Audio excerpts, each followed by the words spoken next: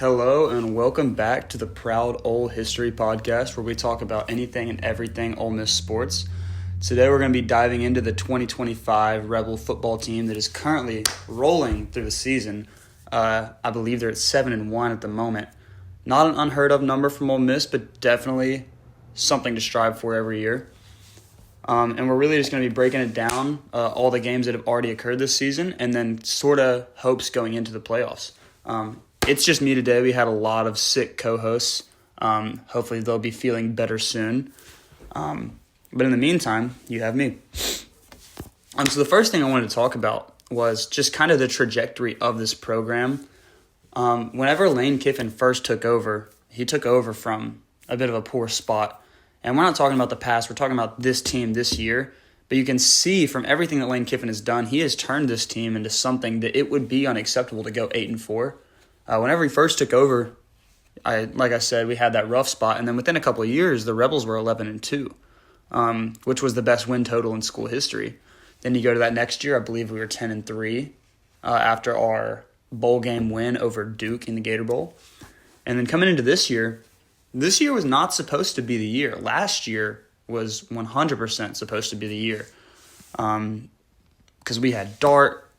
We had a first-round quarterback. We had a first-round D lineman. We had NFL players all over our secondary. Our secondary was the best we'd ever seen it, aside from maybe the Hugh Freeze years when we were whooping on Bama. But other than that, last year was definitely our year, and we didn't make playoffs. But this year, the way we've started out, the way we continue to win games, I would say that this looks just as much like a playoff year as it did with Dart.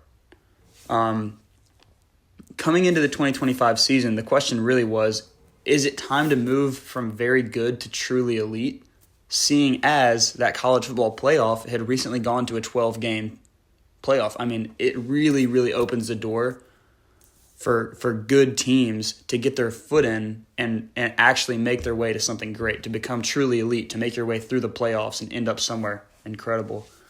And I honestly wouldn't say that this was supposed to be that year. I think that we had a lot of positives. I think when you look at who we brought over from last team, you had Simmons take over the reins at quarterback, and everyone thought that Simmons was going to be incredible. And Simmons did play very well. He had his struggles offensively with interceptions, but Simmons did play well. He commanded the team well. Never lost a game, as much as people were hating on him at the beginning of the season. But I don't know if this was the time to become truly elite. I think that we have been a great team, and we were going to continue to be a great team. But I kind of saw this year as a little bit more of a rebuild. You have so many portal players. You have a new quarterback. We lost so many people from our secondary and from our D-line. I really didn't know what we were going to get up to this year. A lot of people had Ole Miss going like 7-5. I remember seeing a lot of analysts before the season, 7-5, 8-4. Some had us going 6-6. Just looking at all the new people we got in our schedule, and obviously that has not come true. We're 7-1 at the moment. And yeah, like I was talking about with roster turnover, we had a lot of key departures, and that's not something that is easy to bounce back from, and Lane Kiffin has done a wonderful job when it comes to revitalizing this team with new players, because you have it all over the defense, and then obviously, like we talked about, you have the new quarterback. But that doesn't really stop with just Simmons, because as everyone knows, Trinidad Chambliss is our starting quarterback right now. So coming into this season, you had the departure of Jackson Dart, who was our program record holder QB. Just incredible first-round draft pick, one of the greatest to ever do it, probably besides Manning's.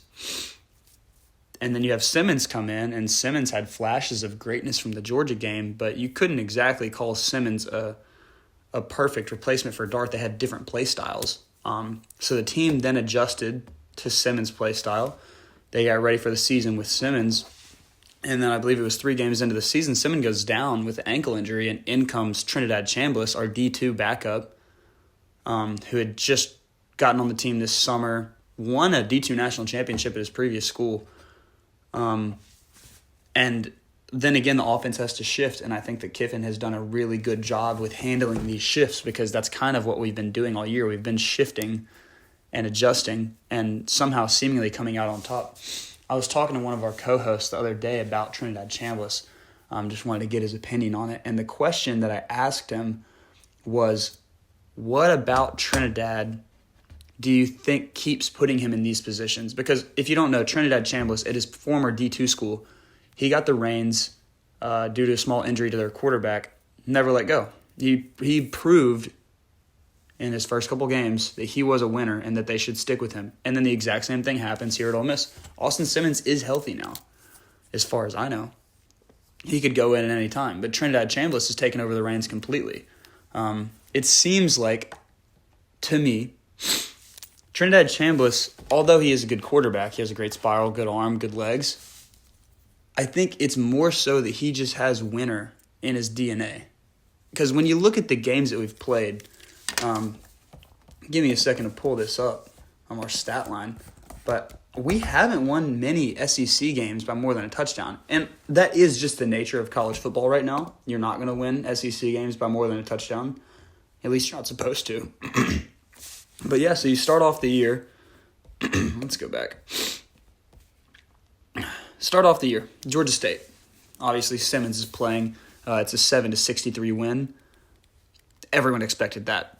Georgia State, like, you schedule an easy team off rip and you want to just blow them out. That's kind of how Ole Miss has done it forever.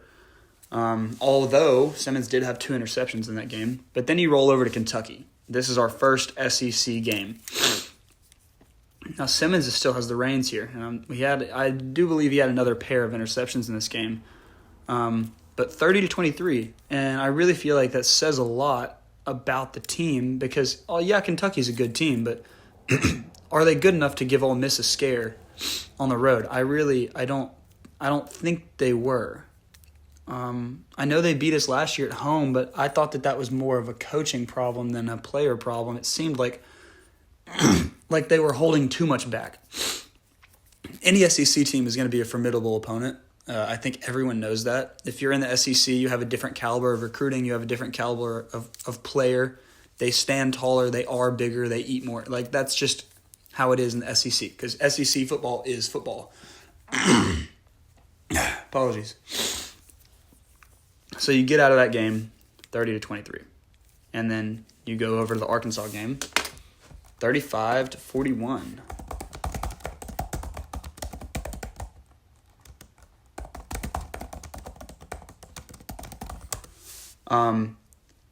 And the Arkansas game was another big scare.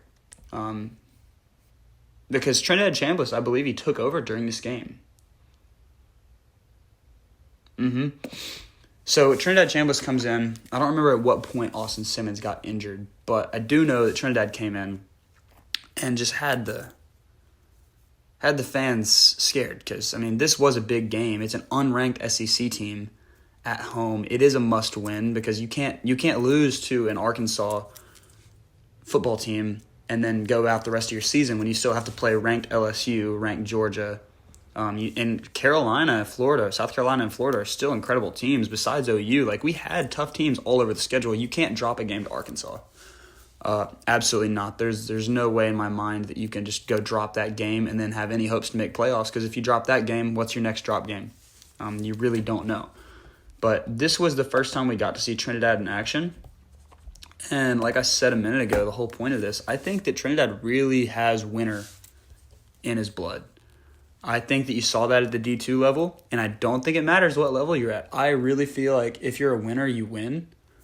And if you're not a winner, you simply don't win. You don't have it in your DNA. You don't want it, you don't need it, you don't get it. There are certain people, you put them in a D2 program, they're probably still not going to win a national championship because they just don't have whatever it is. Whatever the intangible is that makes you a winner, they don't have it. But Trinidad Chambliss takes over the reins at his D2 school. I believe it was Ferris State. Never gives the reins back, and he takes that team to the national championship and wins it. And I really feel like when you go to a D2 school, everything scales proportionally. I don't think that your presence on the field makes your team that much better if you're Trinidad Chambliss. I really feel like, you can throw the ball well, you can run well. I don't think you just immediately become prime Johnny Manziel because you're at a D2. You have to work with D2 receivers. You have a D2 O-line versus a D2 D-line. I feel like everything scales pretty proportionally, and it doesn't get that much easier to win there. I really feel like winning at a D2 level at a national championship is still incredibly hard, and that was a great test for Trinidad Chambliss.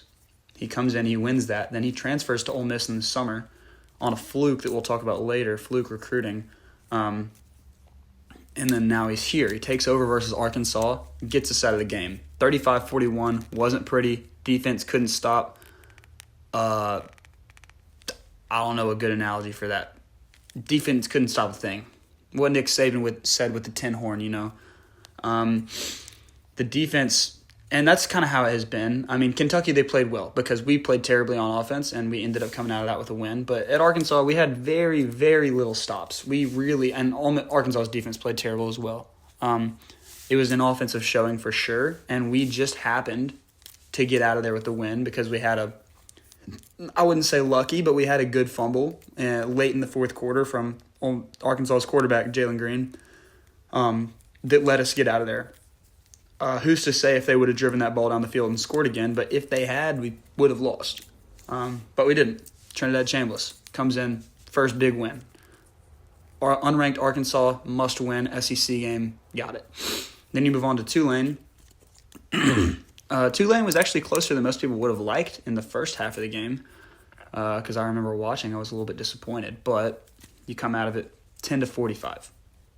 I don't think anyone is going to say anything different. That was a landslide. Trinidad Chambliss had a great showing.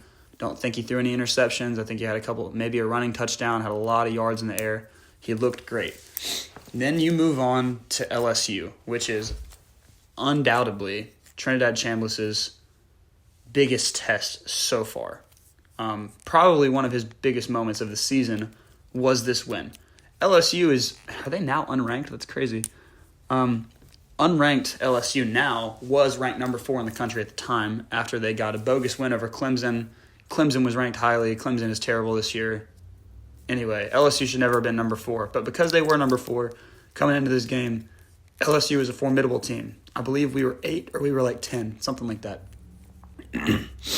But yeah, backtrack for a second. LSU, they only got that ranking because they had an early win over Clemson, and then Clemson proved to the world that they were terrible this year. In the games following. I think they have like 4 losses now. Anyway, back on track. Trinidad Chambliss comes in. We have a good defensive showing against LSU. We play them at home, and they step into the vault. I don't remember what time the game was. Doesn't really matter though. Score was 19-24.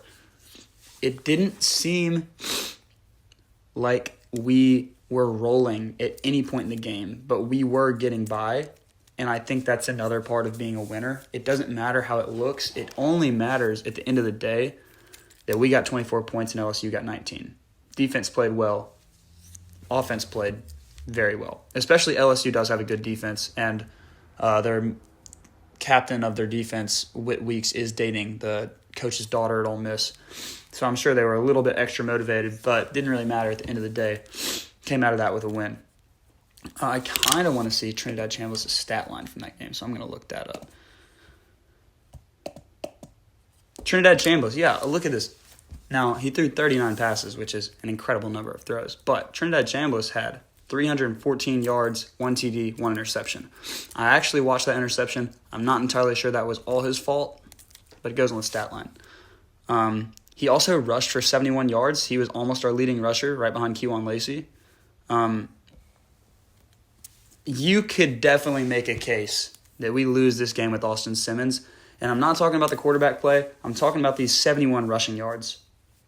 We did not win by a touchdown. We won by 5 points.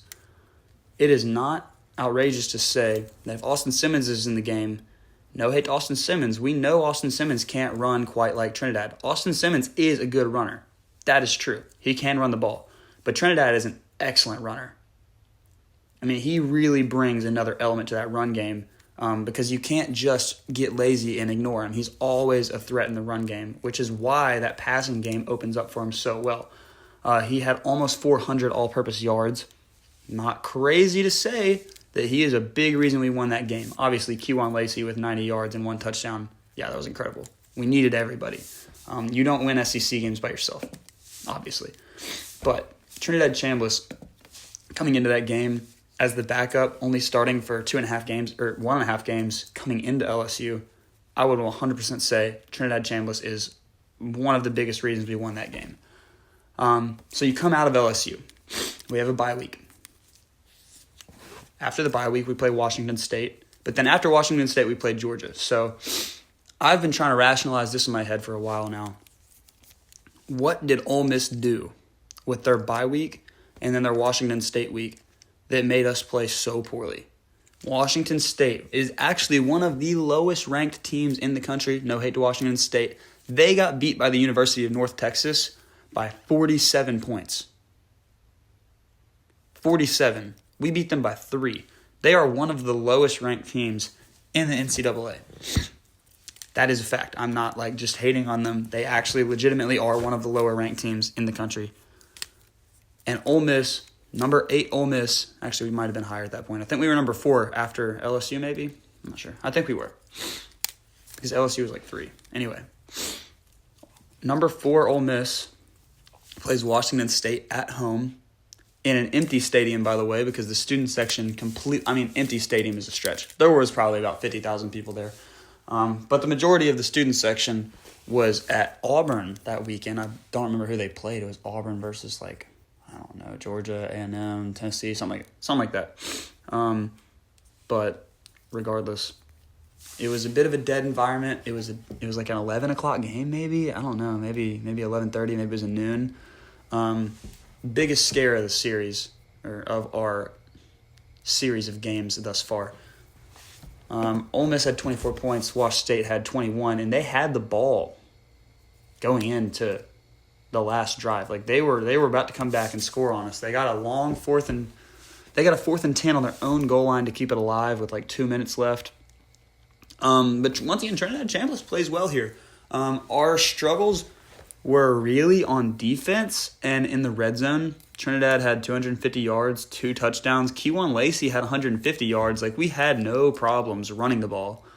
Kewan Lacey could do no wrong this entire game. He absolutely was unstoppable, but we really struggled in the red zone, and it seemed like we were running the same plays over and over and over again. We really had no depth to our play calling. It seemed like it was either Kewan Lacey left, Kewan Lacey right, or a quick slant and a fade in the end zone. And it really didn't work. Honestly, watching that game, we looked terrible. But in my head, when I'm thinking about it, I'm like, okay, so we come out of the LSU game with a win. That's a really big win. Then we go straight to the bye week, and then we have another week to prepare. Do I think that Ole Miss actually ever prepared for Washington State? I think they had 2 days of preparation. Because then coming out of the game, they played well against Georgia. Now, we didn't beat Georgia, but we played Georgia at home. That's a really, really hard environment to play in. That's a tough game to come out of. But we played well against Georgia on everything but defense, which is half the game. But we played well. I really don't think we prepared for Washington State for more than 2 days. It just didn't look like it to me. It looked like we knew we could win this game on raw talent alone. Literally, the size of our linemen compared to the size of their linemen wasn't a fair fight, but we lost anyway. I've never seen D linemen that small just absolutely blow past an O-line. Our O-line could not stop anything. These kids look like they're maybe 210 on the D-line, maybe. They're tiny. And we got O-linemen that are pushing 300, and they absolutely could not stop them. Just could not stop them. Every single drive, they had pressure on Trinidad. And they're not even sending 5. They're sending 3. They're sending 4. And they could not stop them. They were fast, they were small, and they really, really wanted it. And another thing I'll say about Washington State, they travel very well. Honestly, they were louder than Ole Miss was at times in the stadium. They packed out their section. They were incredibly nice people. They were very cordial. They were very nice to be around. But beyond that, they packed out their section. They were loud on 3rd down. They were loud on 2nd down. And they were loud on 1st down. They were pretty much loud the entire game. And it was quite annoying. I can only imagine how annoying it was for the players on the field to hear that much noise in your own stadium. But regardless, we get out of there with the win. I'm not going to say how that reacts to Trinidad. I think Trinidad did a good job there. I think the offense in general did a good job. I think our O-line did a terrible job pass protecting, but they did a good job in the rush block. Not really sure why that would be such a stark difference, but when you look at Kewan Lacey with his 150 yards, it's hard to say anything different. Obviously, the O-line had a part in that. Kewan Lacey, 150 yards. Trinidad Chambliss, 250. Defense, it's hard to say they played terribly because they did hold them to 21 points, but it is Washington State, so, how many points would A&M have put up on us this game? Uncertain. But anyway, you come out of that game, and you go right to Georgia. Now, this is the gauntlet for Ole Miss. This part of the season is just terrible. You come out of Washington State, which everyone thought was going to be a big blowout tune-up game for Georgia. You come out of that 21-24. Now you got to go to Georgia, play them at home, highly ranked Georgia, Kirby Smart defense Georgia, someone you really don't want to play at any point, but, you live. And then you come out of that game with whatever the score was, and you go straight to OU. Now, OU's dropped in rankings a little bit after John Mateer broke his hand, but John Mateer is back now, and he's playing well. And we were never sure. It was probably very hard to game plan for this because you don't know what he can do at this point in his recovery. And until a couple weeks ago, you didn't even know if he was going to be back. Some people had him being out for 3 months. He was only out for like a month, and then he was back playing again with a broken thumb or something. But regardless, hard to prepare for it. It's away at OU. Not going to say that's a hard place to play. Their fans are pretty charming, ultra soft. But SEC ranked game on the road, always going to be tough. And then coming out of that, you come back to South Carolina at home. Not going to say that's going to be a crazy hard game, but it is an SEC game regardless. So you have a 3-game stretch, SEC games, 2 on the road, and then you have 1 at home, and then you go on to Citadel, easy win. Hopefully, fingers crossed, we don't have a Wash State incident again. But Georgia, this game was everything I think an Ole Miss fan could hope for in a loss. Because obviously, if you go out there and you get blown out and it looks terrible and you can't run the ball, you can't pass the ball, you can't stop the ball, that's probably not going to be well for your rankings. But Ole Miss eventually is going to lose a game. It's unrealistic to say with a quarterback we just got starting and we didn't prepare with all summer that we're going to go undefeated, especially with all the change out in player. We had a lot of turnover this summer. But it's definitely unrealistic to say that Ole Miss was going to go undefeated this season and win the national championship. I think there's still hope for a national championship. I think that Trinidad Chambliss is actually one of those players that if we can get our foot in the door, he can do some real work. But regardless, it was very unrealistic to say that we were going to go all season without losing a game. This is that game that people had circled to lose. If you're going to lose a game, lose to Georgia. That's a pretty sound strategy. If you can do that every season, you'll end up in the playoffs every year. If you're going to lose a game, lose to Georgia. Georgia was ranked number 5 now. I forget what they were ranked at the time. But 35-43. We show up. It's 260 yards from Trinidad, 1 touchdown. Trinidad also led our team in rushing, 42 yards, 2 touchdowns. And Dejon Striblin had 96 yards, 1 touchdown. We had a good offensive showing. I know everyone wishes that we could have seen a little bit more Kewan Lacey in the rush game. But, it's not his fault. They had his number. They prepared for Kewan Lacey because Kewan Lacey is a threat.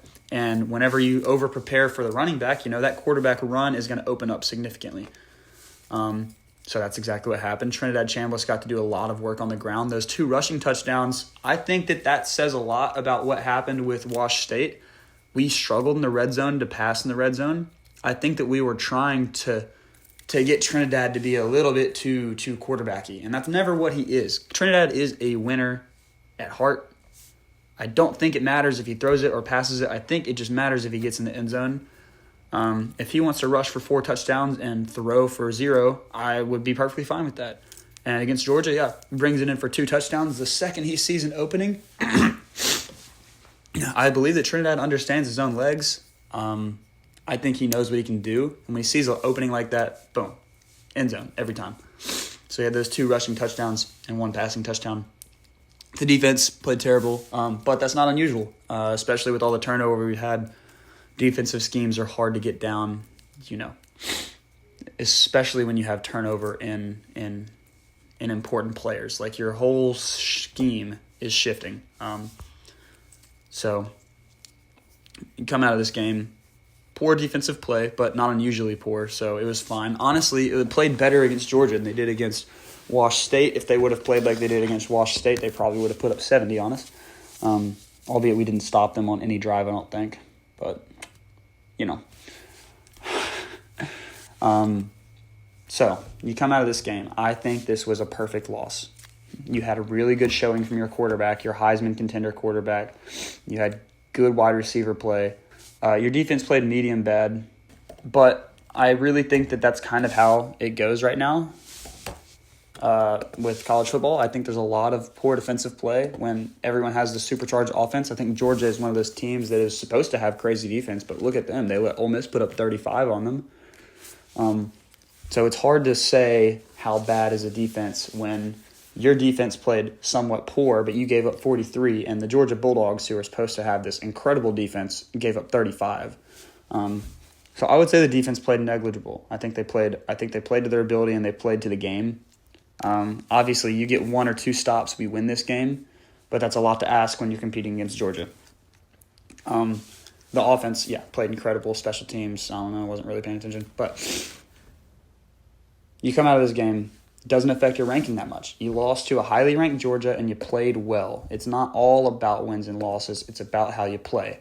When you play well, you get wins. That is how it works. A win matters more than anything. But a good loss did not affect our rankings that much. And then we can come out of that game into OU with our heads held high. We can play good football. We just lost to Georgia. Georgia's probably going to go deep into the playoffs this year. Everybody already knows that. So you come out of that game, you go straight to OU versus the Rebels in Norman. And, poor weather, bad conditions. It's a good test for our offense. I think that it was an offensively charged game because of the conditions.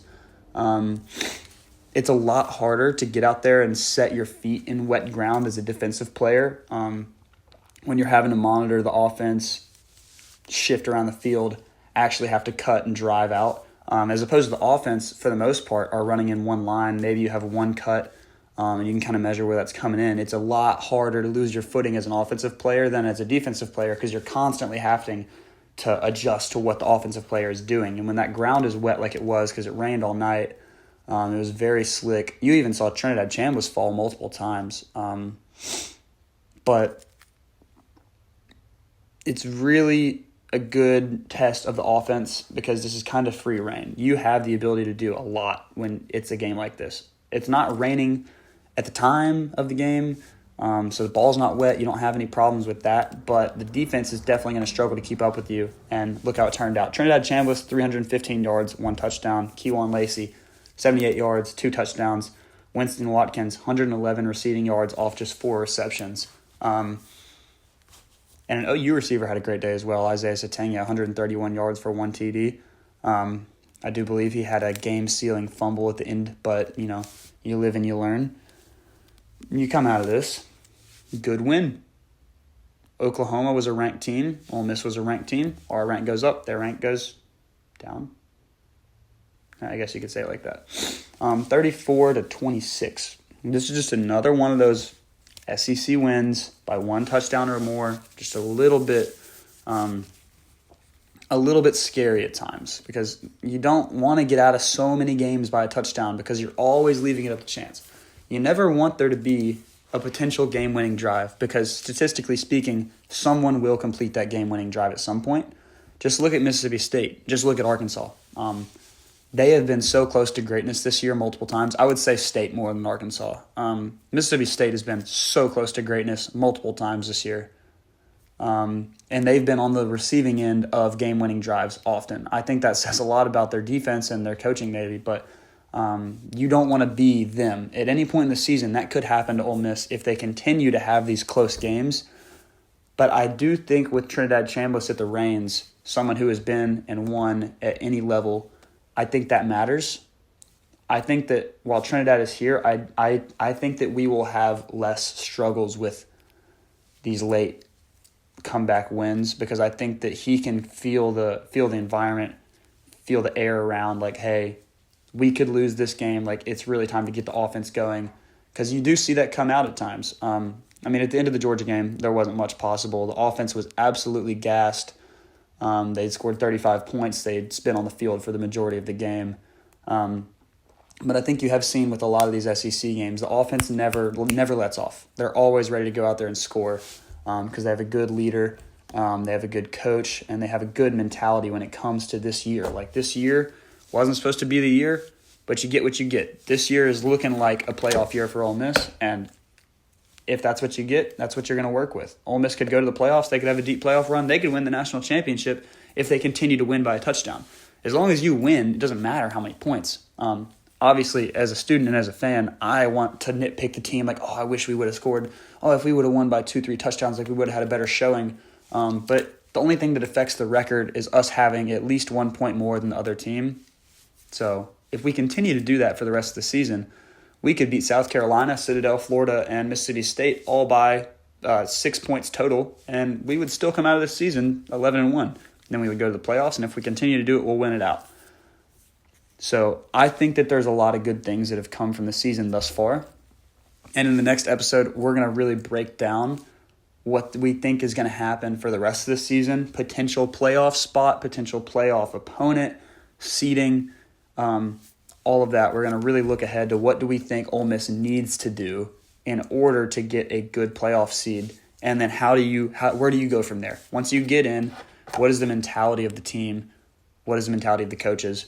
What is the mentality of even the students? Because, you get in the playoffs, you got to travel, and Ole Miss hasn't been the best student section this year. Just look at Wash State. Number 4 ranked Ole Miss, student section leaves. It's fine. It's whatever. But how do you go about getting ready for a playoff game? And I do believe that's all the time we have today. But I want to say thank you for joining us. Remember to tune in next week when we go over part 2 of this series of Ole Miss's current season. And stay classy.